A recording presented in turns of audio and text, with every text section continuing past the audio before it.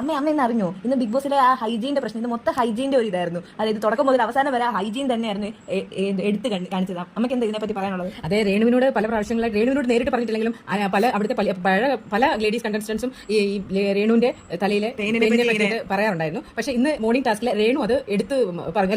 രേണുവിനോട് face നോക്കി തന്നെ morning ടാസ്കിൽ അനുമോൾ അത് പറഞ്ഞു. പക്ഷെ വൈകുന്നേരം അത്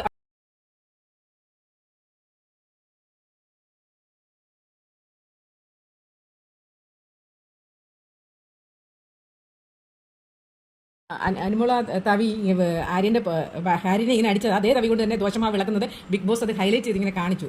പിന്നെ എന്തായാലും അതൊരു കോമഡി തന്നെയായിരുന്നു. ഈ പ്രാവശ്യം നിങ്ങൾക്ക് ഇതിനെ പറ്റി പറയാനുള്ള കമന്റ് ചെയ്യും.